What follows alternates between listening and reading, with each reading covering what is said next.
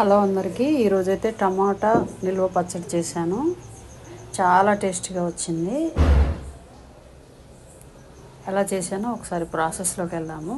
First అయితే ఒక 1/2 KG టమాటాలు తీసుకొని నీట్గా కడిగి ఒక కాటన్ క్లాత్లో వేసి వాటిని తుడిచి మంచిగా కట్టర్తోనే ఒక్కొక్క కాయని 4 or 6 పీసెస్ లాగా కట్ చేసి ఆ కట్ చేసిన టమాటా ముక్కల్ని ఒక బౌల్లో వేసి అది స్టవ్ మీద పెట్టి ఒక 50 grams ఆయిల్ వేసి అది ఉడకనివ్వాలి. ఈలోగా మనం కొంచెం చింతపండు అంటే 1/2 కేజీ అంటే ఒక 100 grams లేదా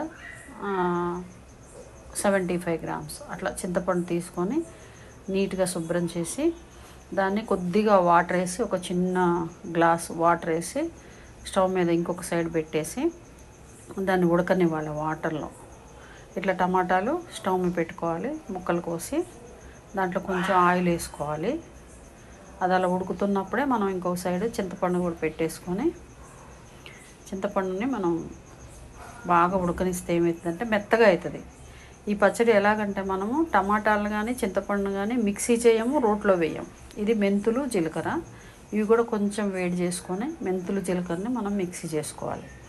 అవి మెత్తగా మిక్సీ అయిన తర్వాత దాంట్లో వెల్లుల్లి కారం సాల్ట్ వేసి పట్టుకోవాలి.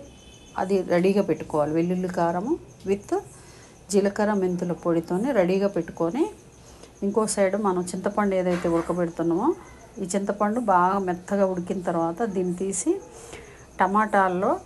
ఉడికిన టమాటాల్లో వేయాలి.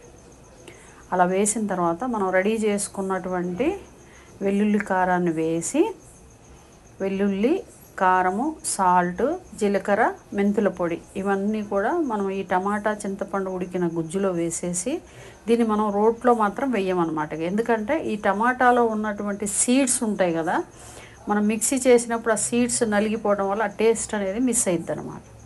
సో ఇలా వేసిన తర్వాత దీన్ని మనం ఒక సైడు పోపు పెట్టుకోవడానికి రెడీ చేసుకోవాలి. ఒక బాండీలో ఆయిల్ వేసి ఒక 100 grams దాంట్లోనే ఎండుమిర్చి, పోపు గింజలు, ఇంగువ, కరివేపాకు, కొంచెం ఎవరైనా ఇష్టంగా తినేవాళ్ళు ఉంటే వెల్లుల్లి కూడా ఒక 4 రెబ్బలు దంచి పోపులో మళ్ళీ వేసుకోవచ్చు.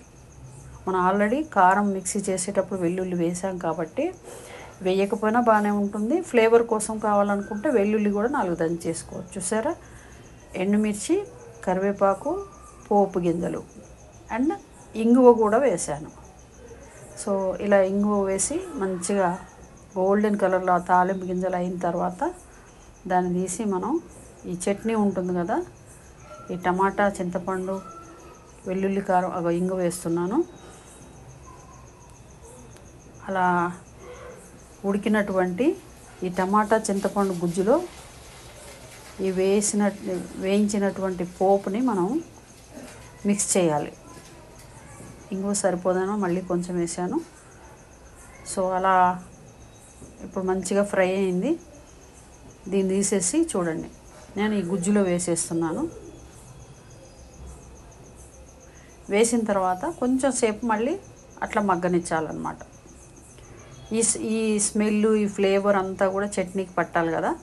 సో కొంచెం సేపు అలా మనం గంటతో మెత్తగా నలుపుతూ, ఏమైనా కానీ మనం రోటితో కానీ మిక్సీతో కానీ పని లేకుండా ఓన్లీ ఉడకబెట్టడంతోనే గుజ్జులాగా అయిపోతుంది అన్నమాట ఈ పికిల్. ఇది మనం రోట్లో వేస్తే ఏమవుతుందంటే ఆ చట్నీ అనేది ఆ ఫ్లేవర్ అనేది మనం మిస్ అవుతాం అన్నమాట. సో కాబట్టి అందరూ కూడా ఇది గుర్తుంచుకోండి. వీడియో నచ్చితే లైక్ చేయండి, షేర్ చేయండి, మీరు కూడా ట్రై చేయండి.